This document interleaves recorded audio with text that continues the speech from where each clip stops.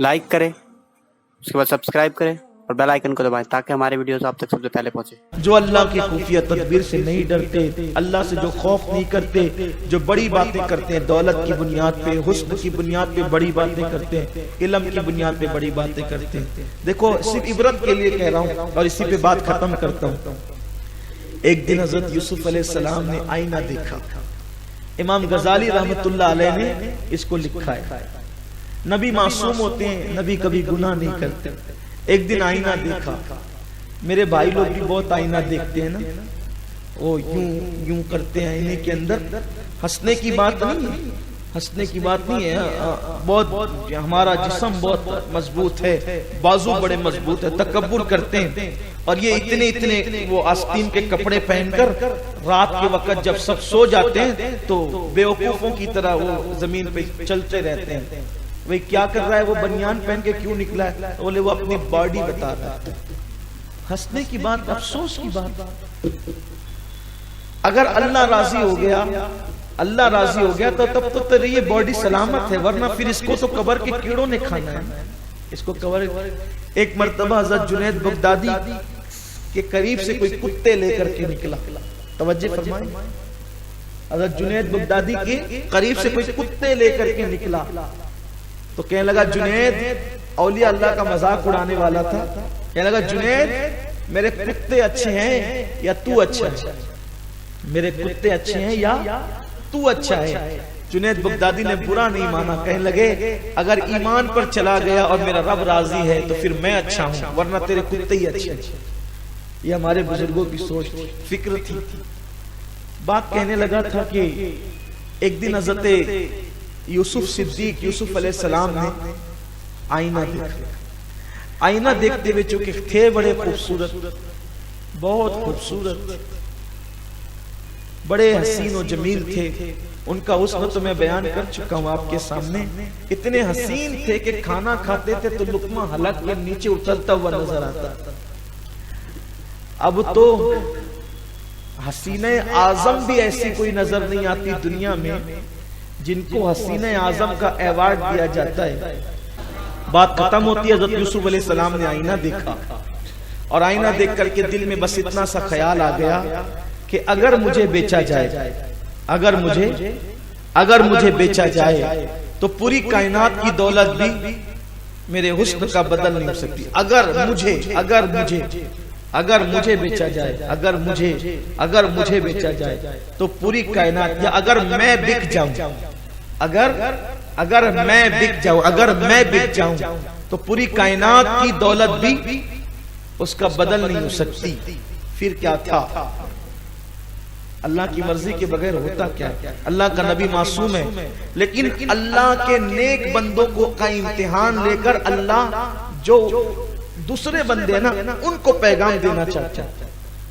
ऐसा नहीं होता, तवज्जो आपकी मेरी तरफ, ऐसा नहीं होता कि जब अपने बच्चे और दूसरे के बच्चे लड़ते हैं, अपने बच्चे और दूसरों के बच्चे लड़ते हैं तो हम क्या करते हैं? जिससे मोहब्बत होती है अपने बच्चे को मारते हैं ना, अपने बच्चे को मारते हैं और कहते हैं कि चल लड़ाई नहीं करना। तो इससे दूसरों को पैगाम मिलता है कि लड़ाई नहीं करना। बिला तमसील हजरत यूसुफ अलैहिस्सलाम ने सोचा आईना देखकर कि अगर मैं बिकूं, मेरा हुस्न बिके तो पूरी कायनात की दौलत भी उसका बदल नहीं हो सकती। फिर अल्लाह ने घर से निकलवाया भाइयों के जरिए से। सौतेले भाइयों ने मारा, कुएं में डाले गए, फिर निकाले गए। उसके बाद मिस्र का काफिला जा रहा था। जब भाइयों ने कहा कि ये तो माज़अल्लाह भागा हुआ गुलाम है, हजरत यूसुफ अलैहिस्सलाम कहा कि अगर कुछ कहा तो और मारेंगे। हजरत यूसुफ ने गर्दन झुका ली और फिर हदीस पाक में आया है कि खोटे सिक्कों के बदले, क्या खोटे सिक्कों के बदले हजरत यूसुफ को बेच दिया। जब हजरत यूसुफ अलैहिस्सलाम को खोटे सिक्कों के बदले बेचा तो फरिश्ते ने कान में आके कहा, यूसुफ तुमने अपनी कीमत क्या लगाई थी और तुम क्या बिके खोटे सिक्कों के बदले? फौरन अल्लाह के नबी ने तौबा की। अल्लाह का नबी मासूम होता है, गुनाह कभी उसके करीब से गुजर कर नहीं जाता, लेकिन ये बंदों की इबरत के लिए अल्लाह बता रहा है। جب فرشتے نے کان میں کہا تم نے قیمت کیا لگائی تھی اور بکے کیا؟ کھوٹے سکوں کے بدلے چند دراہما بکسم معدودہ، قرآن کہتا ہے چند کھوٹے سکوں کے بدلے بیچ دیے گئے۔ حضرت یوسف نے فوراً توبہ کی، رجوع کی اللہ کی طرف، مولا مجھے معاف کر دے۔ وہ خیال ہی آیا تھا، حالانکہ خیال پہ سزا نہیں ملتی، لیکن جن کے رتبے ہیں سوا، ان کو سوا مشکل ہے۔ یہ تو معبود لوگ ہیں نا، سزا نہیں ہے یہ، بلکہ بندوں کو عبرت کے لیے ہے۔ بس کیا تھا؟ یوسف علیہ السلام نے رجوع کیا، توبہ کی۔ پھر حضرت یوسف مصر گئے، مصر پہنچے، پھر وہ سارا واقعہ آپ اس سے سن چکے ہیں تفسیر میں۔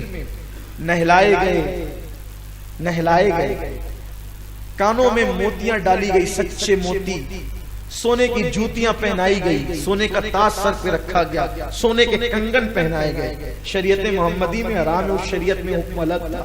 سونے کے کنگن پہنائے گئے، لباس قیمتی پہنایا گیا، اور بازار میں ایک تخت بچھا کے اس پہ بٹھا دیے گئے۔ اب وہ جو شخص تھا جس کا نام بشرا آتا ہے، بشرا، اس بشرا نے کہا لگاؤ قیمت، مصر والو بہت غلام خریدیں، ذرا اس کی بھی قیمت لگاؤ۔ کسی نے کچھ، کسی نے کچھ، کسی نے کچھ۔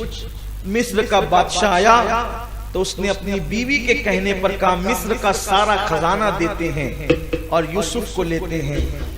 تب فرشتے نے کان میں آ کے کہا یوسف، جب تو نے اپنی قیمت خود لگائی تھی، جب تو نے اپنی قیمت خود متعین کی تھی تو کھوٹے سکوں کے عوض بیچے گئے۔ آج تیری قیمت اللہ نے لگائی ہے، آج تیری قیمت تو دیکھ، جب تم اپنی قیمت خود متعین کرتے ہو تو کیا ہوتا ہے، اور جب اللہ کسی کو نوازتا ہے تو پھر شان کیا ہوتی ہے۔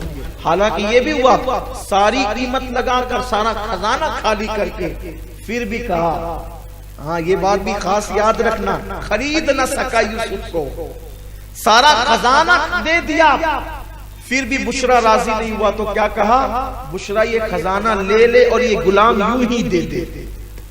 یہ غلام خزانہ لے کر، کیونکہ اس کی کوئی قیمت تو لگ نہیں سکتی، اس لیے بندے کو چاہیے کہ وہ اپنے تکبر کو، دل کی انا کو، دل کے اندر بیٹھے ہوئے اس بت کو نکال کر کے باہر کرے اور اپنے اندر عاجزی اختیار کرے، ورنہ بندہ اللہ کی خفیہ تدبیر میں کبھی بھی مبتلا ہو سکتا ہے۔